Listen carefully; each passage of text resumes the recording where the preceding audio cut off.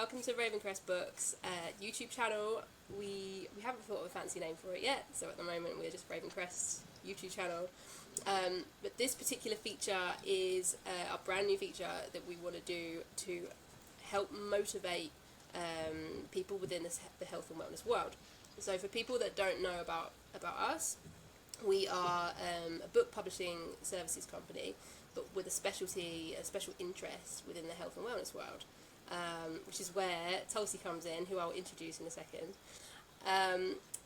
The main reason that we set up this channel is that there's so many people within the health and wellness space out there who really could benefit from writing a book and getting their message out there to the world. But it's trying to reach those people, and it's trying to kind of enlighten those people who want to write a book and can benefit from writing a book as to what the process is like. What's the writing process like? What's the publishing process like? What's the marketing process like? And what happens from going from being an expert or someone who's got a career within the health space to writing a book and becoming a published author in that space. So, our guest today is Tulshi Varsani, who has just written her book, Happiness Within. So thank you for joining us. And I wonder if you could just start off by kind of giving us a little bit of background about your kind of input into the health and wellness space, your career, and your experience within health as a whole. Yeah, thank you first, Becky, for having me on here and for being a guest. So thank you so much. I did my undergraduate in psychology and sociology, so it was almost like nothing to do with the health and wellness industry. It was more like mental wellness. But I actually came across a part-time gym instructor course on the weekend as I was working full-time. And I just thought, why not? Why not go ahead and do something part-time? I can teach classes and get paid for something. I'm working out anyway. I'm working in the gym. And activity has always been a part of my life. Like, I didn't come from an athletic background, but I always was an active kid. And I'm from the generation where we didn't have mobile phones until later, or we didn't have computers until later. So we got to enjoy being kids and not being recorded about it. So basically, I feel like, I was into swimming, I was into dancing, I was into sports and activity. But it was only until later on in life I actually put on quite a bit of weight, and I was going through a mental struggle. So I really felt like I wanted to lean in physical activity again, because I went through being physical to then non-physical, putting on a lot of weight, and I started to get back into movement, training, working out at home. And then when I actually came across this, after my graduation, I came across a gym instructor course. So I wasn't really an exercise to music person. I wasn't really into, teaching step aerobics or anything like that, because that was a big deal at the time. Yes, I'm that old. Basically, it was more a case of I wanted to be in the gym. I wanted to learn about physiology. I wanted to learn how a gym program would work, basically. And it opened my eyes to this whole new world. And what I understood was, it can challenge me, and I could learn about all of these different classes, like different teaching modalities, and I can work out at the same time. So as my career progressed, I eventually got into an area manager position. So I was working in Cardiff Council, and I was managing a bunch of leisure centres and community centres, 16 in total across the Cardiff Council. And then I decided, because that was my glass ceiling in effect, I decided that I wanted to work more into high performance. So when I decided to step into high performance, it was strength and conditioning, really, which it isn't very well known. I think it is more well known now than when I first started into it. But there's a United Kingdom Strength and Conditioning Association body, basically, that keeps you accredited. And to get into that, I first started my master's in strength and conditioning. So that was more a case of, how do I understand the crux of biology, chemistry, physics to enhance a person's performance. So it wasn't a case of I'm at the front of the class and I'm dictating at you to do this many sets and reps. It was like, what are we doing to accelerate your performance, and what is the research behind it? Because fitness industry doesn't really do that, and it jumps on trends. Yeah. So when I was going from the fitness industry to a sporting world, it was very much a systematic procedure. I had to obviously go through the accreditation process with the UKSCA, and that really did push me. Like, the percentage of pass rate isn't high, which means it's really difficult to pass first time, let alone obviously get that accreditation. And there are very few females in sport. I know it's accelerating, but back then there weren't that many. So for me, it was a case of, okay, so how can I get into high performance? I started working in motorsport. So it really allowed me to reach that pinnacle of sport and understand, you know, what are we doing in a physiological, psychological way to enhance performance. And now I've kind of brought it back full circle, because I'm now on YouTube and I'm doing strength and conditioning sessions for people at home. And it was partly because I was like, well, I started off working out at home because I didn't really feel comfortable being in the gym. So I take all the gym and the experts and the experience that I've got so far, and so people can do this in the safety of their own home. And it actually started during COVID, which was when everybody jumped online. But yeah, I've continued in that element regarding health and wellness for the masses, basically, so I can reach more people. That was the whole theme of making strength and conditioning more accessible to the general population. Okay. And I guess, yeah, like you said, it has literally come full circle. That's like such a nice, authentic journey around to then be where you are right now. Obviously, with that journey and coming back to where you were and wanting to be accessible for as many people as you can, how did that then lead to you deciding to write your book? How long were you kind of in that space before you thought, actually, I could really write a book now? Well, I actually talk about this in the book. There was, I was in high performance at the time, and I remember one of my clients, we were just sat down in the afternoon having a cup of coffee, and I was kind of like unloading some of my problems and my current situation, I guess. And it was a client, but also it had become a friendship that we'd grown. And she actually said, how can I bottle what you've got? How can I bottle this energy up and take it with me? You seem so positive when you tackle challenges and, you know, life circumstances. And that was the first time I truly thought about it. And then the inspiration hit me. And I was like, wait a second, this could be a book. Like, how did I end up being who I am? Because I've gone through incredible struggles, but I've also gone through incredible opportunities, and I was just wondering, well, actually it will be a good way for me to reflect, but also it's like with everything, we're always learning from each other, aren't we? So it's almost like it's all well and good to learn through our own life's challenges and obstacles, but it's also a great idea to hear about other people's obstacles, because even though we like to think we're individual, we are not so unique, and most of us have gone through something similar. So it's almost like going, okay, well, yeah, how do I do that? And literally, I took my pen and paper, old school style, and I started writing down ideas for a book, and like, what would that include? And I think that was the thread, the inspiration that hit me. So from then, it was kind of like, that's how it started. Okay, and did you kind of start by like writing chapter titles down, or ideas for chapter titles, or like did you literally just kind of start brain dumping onto the page? I think I like going back to it, I still actually have my notes. I was going through a book yesterday and I was like, oh my god, I actually wrote down all the words that I wrote for each chapter. But I feel like it was more of a brain dump. It was more of a case of, oh, here's some ideas jotted on a piece of paper. But then as soon as I started writing, it was more a case of, well, I want to talk about this and I want to talk about this area. And the more and more I was experiencing, because more content.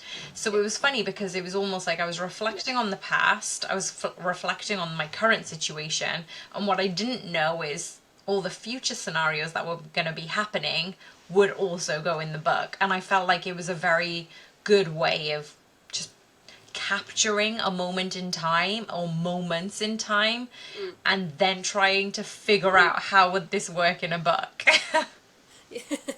So did you kind of work it all out yourself? Did you structure it yourself, or did you have any external help? No, I did. I structured it myself. I feel like because I read a lot and it was more a case of what do I want out of this? It was more a case of, okay, so what are the chapter titles? And it was more a case of inspiration had struck me. So trying to get into those spaces where you're bored, where you are just doing mundane things, and then I'm very much a creative person anyway, but I love having those kind of, I don't know, like magic moments where things, ideas just strike you, and then I happen to write them down and then they merge into this other idea. So it was, yeah, it was more a case of I need to write down what I'm thinking and then it'll work itself out kind of thing. Yeah, it has a nice way of working itself out, and it's those kind of moments, like you said, that hit you where it's like life just throws these things at you, and you're like, oh my god, I need to put that in the book. Like it's meant to be. Yeah, for sure. And I felt like I think most of the book, because the book is a little bit more about my experience, I back it up with science, and then I add tools, and that was an evolution. Like I didn't intend for it to be that way, but it was very much an evolution of okay, this is what I'm going through, but then also the science part of me was a bit like, well, I want to back it up with the research that's out there, the content that's out there. And that's the strength and conditioning coach part of me. And then also what lessons can you learn from this? Like how do you pursue your own inner reflection? Because it's all well and good reading a book, but then you're like, well, how do I apply these principles? How do I apply these practices? And I feel like that is a different, like I didn't set out to do that. I felt like that evolved as the book went on, and I was very happy with how it was evolving and what it was evolving into.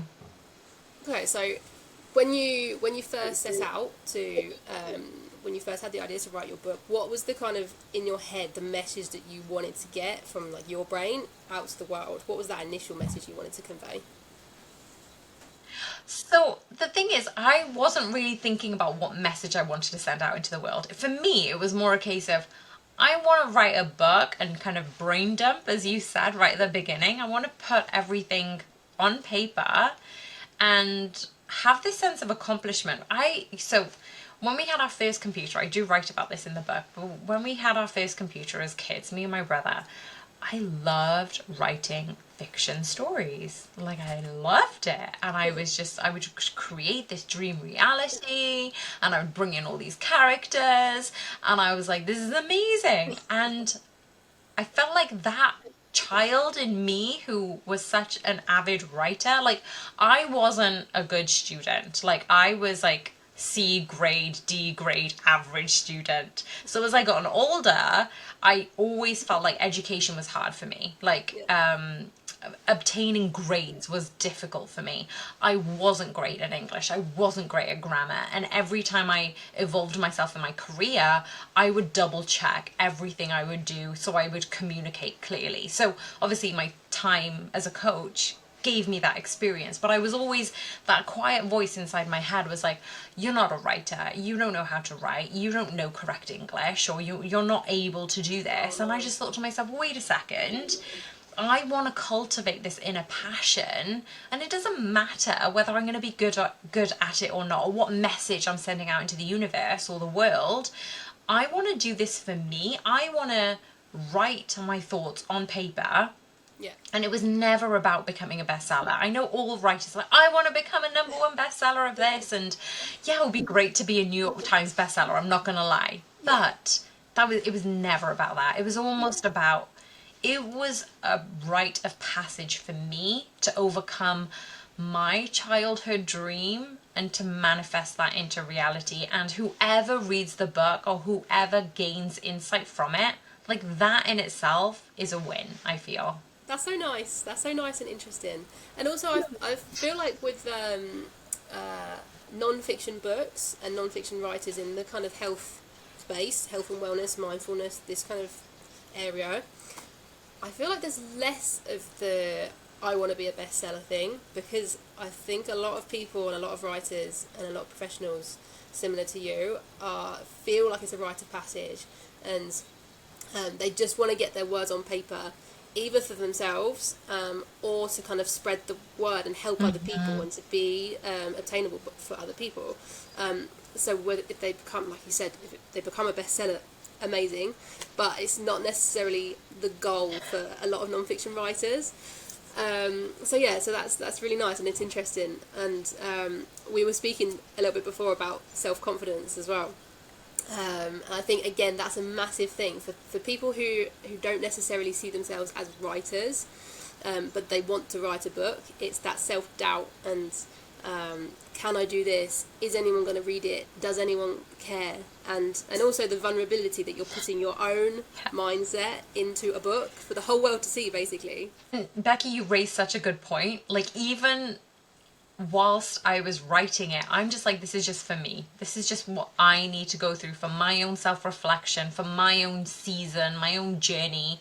And then I realized, I was like, I'm writing way much more in this book than most people even know about me. Like, my friends have had a really hard time to become a friend of mine, because I go through so many they go through so many barriers, so much resistance, and I'm like, I keep people like this far away from me.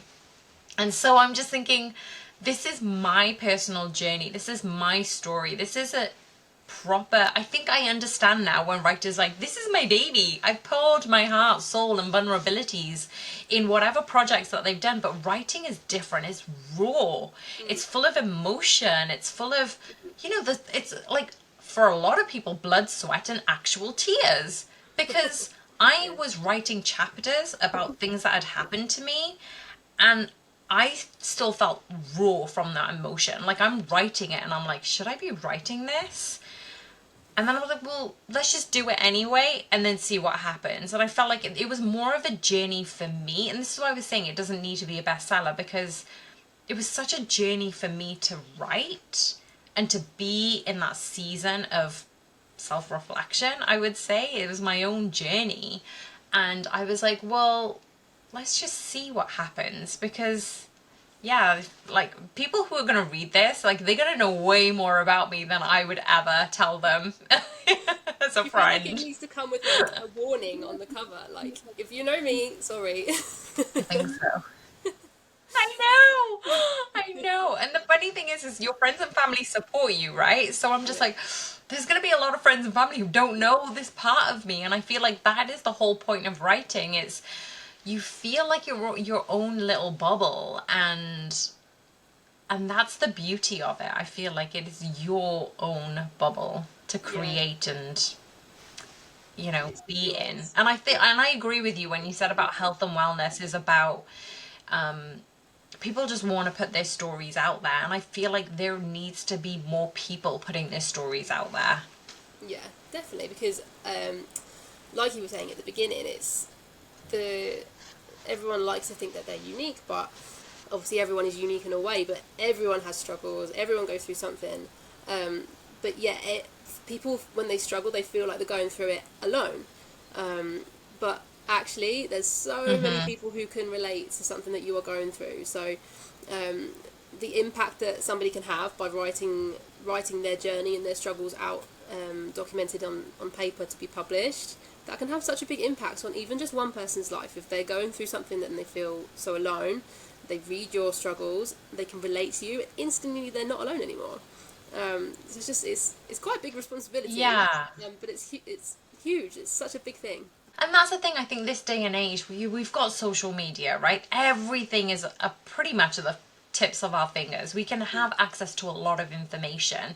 But when it comes to writing, like in terms of like blogs or like proper books, when people put that level of authenticity and vulnerability into it, like, you feel like you know that person. And this is where I'm saying it, like, it felt a little bit raw and vulnerable to me, because anybody who reads that book will know me as a person. And that's where I was just like, oh my gosh, my friends and family probably don't know that much about me, because when you're writing something about your health, about your wellness, like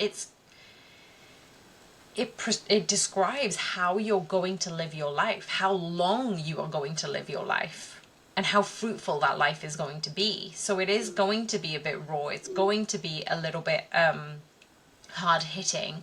And I feel like a lot of people, as you said, there's a lot of stuff on the internet, but then actually reading somebody else's struggle, like even if it doesn't fit like a cookie cutter, you can just go, oh well, I can kind of identify this in my own situation. I understand how she felt because this is what I'm going through, or this is what I've been through. And I feel like, just as you said, if you're impacting that one person who is feeling secluded, who's feeling isolated, who's feeling raw and vulnerable, that they feel alone, like that is a big deal to help somebody else that you've never met potentially. Yeah, definitely. Yeah. And I think also, if when you're writing this kind of book, it must be quite hard to kind of know when it's finished, if that makes sense. Because you're writing all this like rawness from the heart, and obviously with fiction books, you have a beginning, you have a plot, you have a drama in the middle, and then there's usually quite an obvious ending. But with non-fiction, and with this particular kind of memoir style non-fiction books, how did you realise that you were at the end? Okay, that's a really good question because I feel like you described it really well. With a fiction book, like, yeah, you've got your beginning, middle, and end. But this one, I felt like I needed to do that with each chapter. But I wasn't, again, I'm kind of like finding my own way because I'm just like, well, wait a second. I didn't do a really good intro, or I did the middle, but then I didn't really do a good conclusion. And I felt like trying to understand how to sandwich it in the best way possible. Like, it is basically like a sandwich. Have you got the bread either side? Have you got like little bits of those condiments that you need to make that sandwich pop? And have you got that protein in there? And for me, I wish I even thought about this whilst I was writing, because at the time I'm there going verbal diarrhea, it's got good content. And then all of a sudden I'm thinking, yeah, that's done now. It's done. Like, I've got the crux of it. And then I got somebody else to read through the like early drafts, and they were like, you should really get this edited because it's amazing, but it could be even better when you get it edited. And that's when I realized actually I was missing the sandwich. On certain chapters, I was trying to do the beginning, middle, and end, and it just wasn't there. There wasn't that level of structure that I needed, because it was me just going, yeah, this'll do, and I'm thinking this is okay.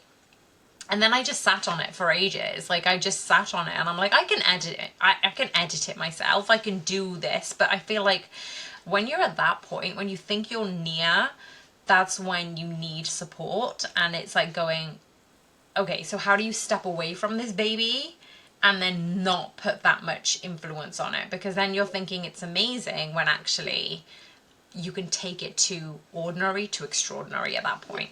Yeah, definitely. From help. So you got an editor involved. How did you kind of find that process?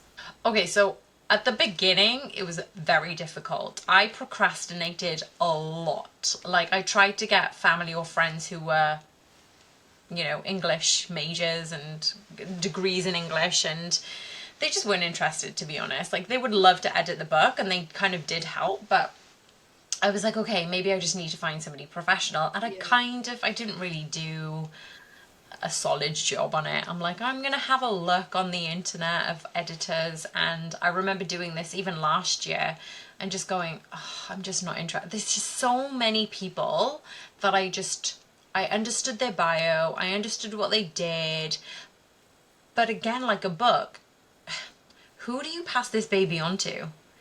It's like a caregiver, right? You're just like, well, I want to know your qualification. I want to know your information, because when I ended up sending samples of my chapters to editors, they would completely rewrite it. And I'm like, but that's not my book. Like, I could have just literally given you a story and you've just rewritten it yourself. And I just wasn't getting on with anybody. And so I was just like, you know what? I'm just going to let it sit. And for a few years, obviously, I did let it sit. And then this is where the universe intervenes. I'm a big believer of everything happens for a reason. So I had joined a women's sport collective networking during COVID. We were obviously trying to get more people involved and engaged with one another. And it was last year that somebody had joined and actually wrote down what they did in the comments, in the chat box. And so for me, I was like, well, this person has obviously joined a little bit later because everybody's done that at the beginning and it usually is an influx of chat and you just miss people. But she joined at the perfect time where everybody else had already said their intros. And as soon as she introduced herself, as soon as she said what she does, I was like, oh, that was the bell. That was the intuition. That was the gut feeling that I was like, let me just reach out to her and just see. And there was nothing more than that. It was literally just following my intuition, following how I felt. We had a call on Zoom and honestly, I was like, all right, let's see. Let's just see. Here's a sample. What do you think? And as soon as she came back with, this is what I would do, I was like, all right, give me a quote. Let's just do it. Let's just go ahead and do it. And then at that point, it snowballed. Yeah, so it's so important, I think, to find the right editor because it sounds kind of like quite an easy box to tick. Like, I've written my book, now I need an editor. But there's so many different types of editor, and also, like, every editor is better in a certain niche than others. And, I mean, obviously, a non-fiction editor completely different to a fiction editor. But even if you find somebody within non-fiction, within your genre, it's having that, like, click with that person and making sure that they understand what the message is that you want to convey, and without losing your author's voice as well.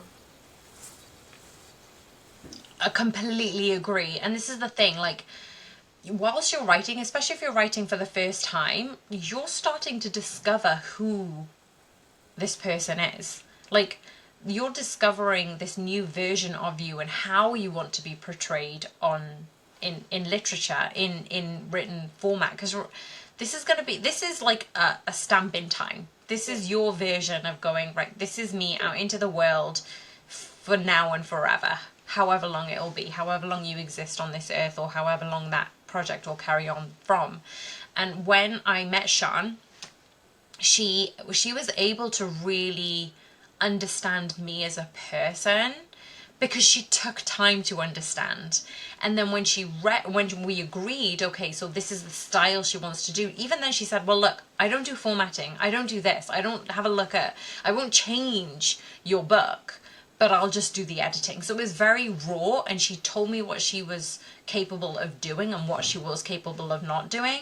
Yeah. And even then I was like, look, let's just do what we can and then go from there. And even at that time, she even took a segment of the book and suggested I create a new chapter. So when I was talking about that sandwich at the beginning, I didn't understand what that sandwich compiled of, because I just thought it's the beginning, the middle, and the end of the book. But when I understood now, actually, each chapter is its own sandwich. Sean helped me understand how to formulate that. And then, even, like I said, she was like, well, how about this should be its standalone chapter? And when it was a standalone chapter, it started to really take shape. Like, you've done your excavation, you've done your scaffolding, you've laid the brickwork, you know where the rooms are going to be, but now it's like, now the roof is going on, now the walls are actually going in, now the windows are going in, now the electricity is all being wired, and it's like, oh my gosh, I actually see this coming to life, and it's better than I actually ever thought it could be. Yeah, I think that's an important point to make, because especially within self-publishing, because it's very much your own journey and you're in control of it, and especially when budgets come into it, editing is not a cheap service to get. So editing is something that a lot of people feel like they might want to cut corners on, or maybe try and do it themselves, or try and get a friend or family member to do it for them. But it's, like you said, it's taking that jump. It's looking at your manuscript and thinking, like, this is amazing anyway, I'd be happy to put it out onto Amazon today, but not realising the potential that it could have if you actually put it into the hands of the right editor, and really having them just escalate it to the next level up. So it's such an important service to make sure that you get, I think, especially as a self-publishing author. Yeah, completely agree. Completely agree. And it's so funny because, like, even moving on from the editing aspect and understanding how can I make this book better, like, I was still in the unknown when it came to self-publishing. Like, I had published a few things online just to kind of test the waters. Mm. I had no idea how difficult it would be to do self-publishing until I was like, you know what? This isn't working. I need help. I need somebody else. And that's where we got introduced through Sean. Yeah, And yeah. honestly, Becky and Raven Crest Books, it was a blessing in disguise. And I'm not just saying this because I'm on here. You took away the biggest anxiety and the biggest stress that I had with the book, because at no point during the book process, like even the editing, even the writing, even the re-editing and the rereading like 15 different times, I was fine with all of that. But when it came to those final hurdles, that was the first time, I'm going to be raw and vulnerable here. This was the first time I actually cried. And me being melodramatic, I was wearing like my slippers and I flicked my slippers off because I didn't know what else to throw. And I just flicked my slippers off and I was just crying in this fit of rage because I was like, why is this happening? This Yeah. is so annoying. And This was then the when I actually KDP era. reached out to Sean and I was like, I need help. Yeah, yeah. I was like, I need help. And then you were a godsend, came along and you took away that stress. I was like, oh my goodness, this is basically what people need. They need a really good editor and they need a good formatting editor who could just build the structures of your house so you know it's in good hands. Formatting, yeah, is another kind of another process in the self-publishing process that people might overlook. But again, it just takes it up another notch, and I think also people don't realise that the KDP errors that you experienced would just like break Yeah. you when you've got all your manuscripts Yes. into order and you think, oh, the editing's done, everything's done, I just need to hit publish, and then you see KDP error and you just think, oh my god, I can't do this. Like, I thought I was there and now I'm so far away. Like the technical stuff that comes after editing is, yeah, it's tricky. It's tricky. If you haven't self-published before, it can be really tricky. So it's yeah, I know what you mean. Self-publishing is a long and lonely journey with lots of learning and lots of research. Did you ever think anywhere in the process that you would traditionally publish your book or try and get it traditionally published? I did look into traditional publication only because Sean was pushing me. So she was like, well, what are you going to do? Are you going to go through a publisher or are you going to go through self-publishing? Tell me, because then I can understand where this book is going. And I was like, you're pushing me to get an answer. Okay. So I actually did reach out to a few publishers and I actually spoke to different authors, and their stumbling blocks with publishing and their warnings about how much a book can change based on what a publisher wants and not what you as an author want. Yeah. And I'm an entrepreneur. I work for myself. I pick my projects and I'm very grateful for what I do. And that level of freedom and autonomy with the book, with the manuscript that I've obviously labored over, toiled over, For years. I didn't want that to be manipulated in a way that, yeah, it could potentially have skyrocketed it. I don't know. But what I didn't want to go is compromise what that whole book was about. And I also understood that there's a lot of authors who ended up self-publishing, which eventually ended up getting picked up by publishers. So I had a lot of walls when it came to published companies, because they were like, well, how much audience have you got? You know, what's your Instagram numbers? What's your email list? And I'm like, wait a second. Was I under the illusion that you were supposed to do the marketing? Well, why do I need to be somebody of affluence, of influence? Well, why can't I just do it on my own if you're relying on my audience that I've created over the past few years? So I just thought, you know what, I'm going to do it by myself. And that's what really tipped like there was more against published than there was self-publishing. So I was like, you know what? Why not self-publish? Yeah, I think it's important to consider what your goals are, and for you, obviously, one of your goals was to Yes. keep your voice and to keep that rawness and keep it you, basically. And it's Yeah. there's a potential there that you run the risk if you go traditional that you might not have that much control over your author's voice, and they can change things, and they have their own editors, and they wouldn't get to they wouldn't give you the option of picking Sean. They would have just said, here's your editor, you've signed the contract, this is what you get. Yeah. I mean, obviously traditional publishers, they all have their own contracts, and they all work slightly differently, but the amount of autonomy that you get Yes. through self-publishing, if your goal is to maintain that authenticity, then I think it's such a good route to go down for people like yourself in the health and wellness kind of space. I was going to ask what your kind of main struggle was in the self-publishing process, but I think you've made it clear. Yeah, the moments that I almost broke down and I was crying hysterically, that's when Becky came in to save the day. I feel like I feel like you did so much hard work and you were like so close to it, and then I just kind of did the easy finishing off bit, but it's that bit that if you haven't got the experience, it can be a bit No, but overwhelming. it really was. It really, really was. And I felt like, yeah, you're at the precipice of something great. You're about to hit publish, and then all of a sudden you've got these errors. Yeah.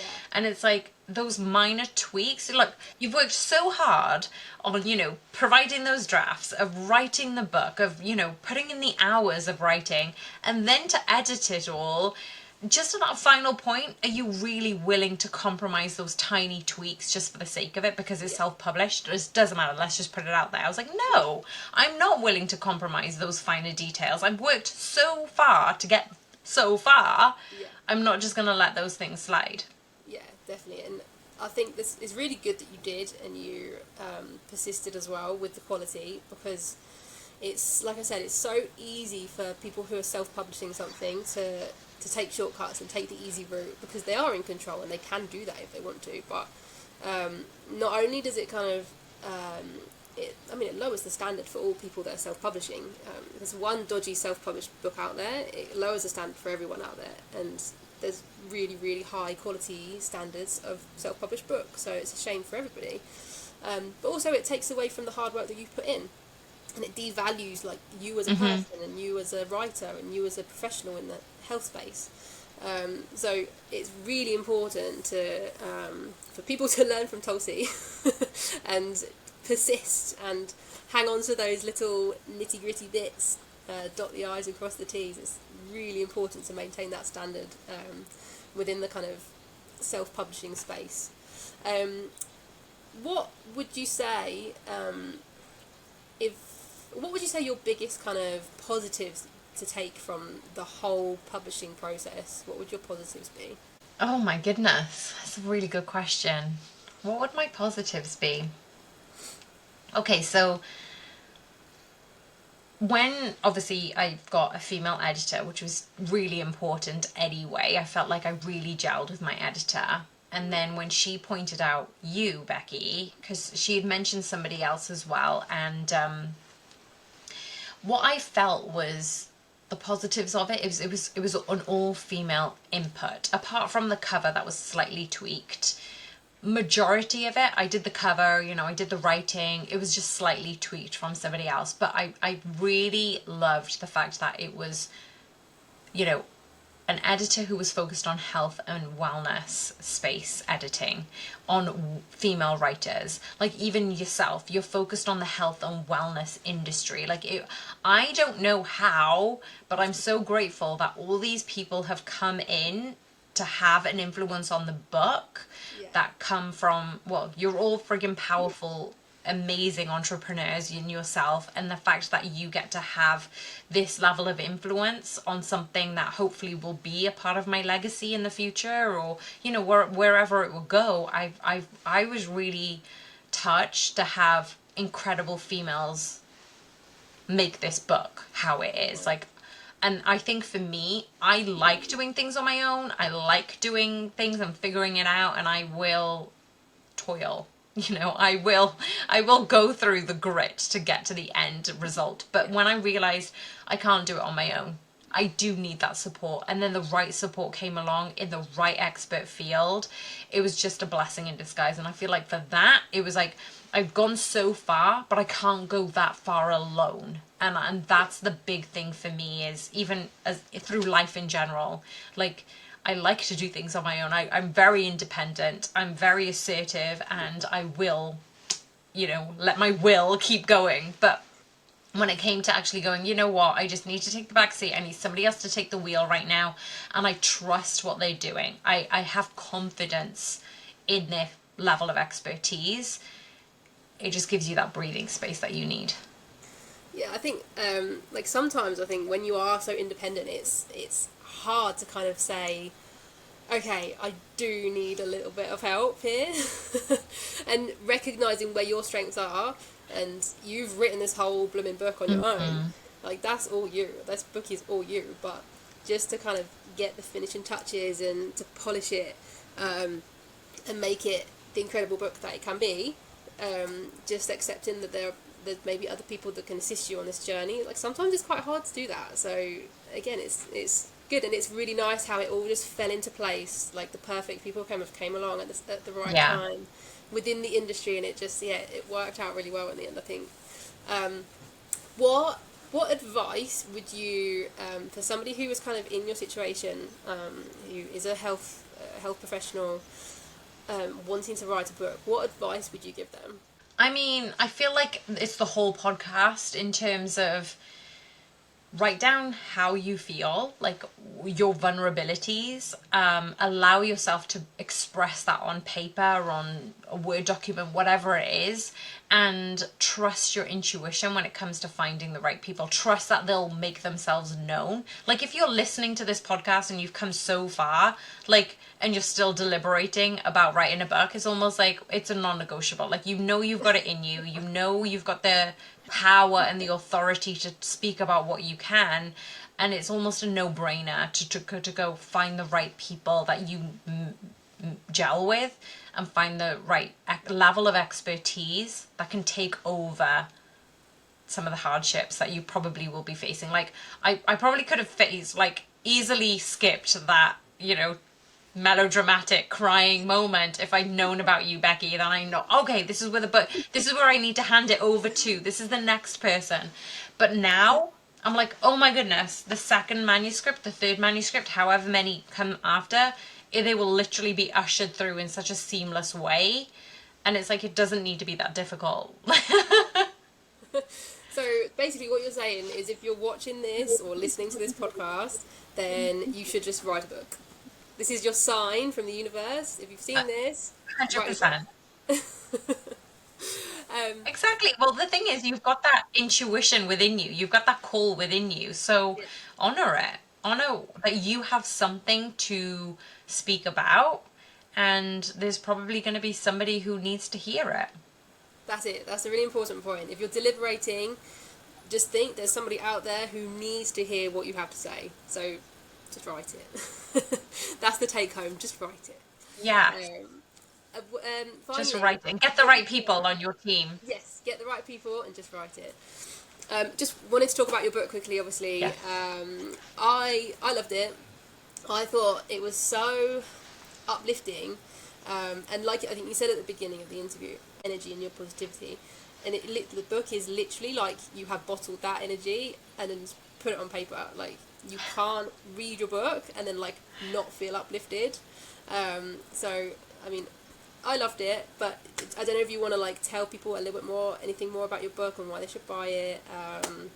Here's your plug.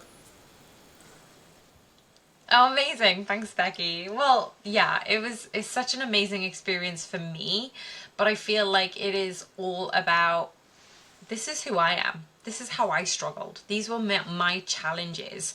And what I absolutely do love about my profession as a coach, as a performance coach, is to take those pieces of current research and apply it to how well this serves you. So it's not just saying, oh, it served me. it's really good. It's going, look, this is the science, this is the interpretation, these are the people who validated the tools that you can use. And when you do use those tools, however you use them, they are going to serve you, not just through this challenge, but through the next challenge and then challenge after that. So this is a book where you can literally open the book to a chapter and just read this chapter standalone. Or you can read through the whole thing. And then not only that, you can pick the book back up. Like I advise as well, even a year later, come back to the questions. Do your answers, are they the same as they were months ago, years ago? Because some of the questions you probably won't have the answer to straight away. You might need to come back to coming to that self-reflection journey. And I feel like because it's all about me, because it's raw, because it's vulnerable, it really tries to tap into the raw and vulnerable side of you. And again, you don't need to share this with anybody. It's how can you become the best version of yourself and find that happiness within. And that was the whole point of the book. Yeah, and that the title is really good because it just that kind of just summarizes really nicely the kind of vibe and the overall message from the book. So that's a good title. I like the title. Thank you. And thank you for all your help as well. You've been incredible. Honestly, I don't know what I would have done without you. No problem. So if you want to get Tulsi's book, it's on Amazon now. I wrote the prices down. So it's $11.99 for the paperback and $3.99 for the Kindle version. Here it is. Happiness Within. If you want to feel uplifted, if you want to get your energy revived and really just kind of dig deep into what's inside you to feel good about yourself, you need to read this book. So that's it from us today. Thank you so much for joining and chatting with me. It's been so nice to chat. I know, Becky, it's so good to see you. Thank you for everyone who's listened. And if you are a writer or somebody within the health space who is thinking about writing a book, this is a sign to write the book. If you want to chat further about writing your book, then our details are going to be below. So, and we'll see everyone soon.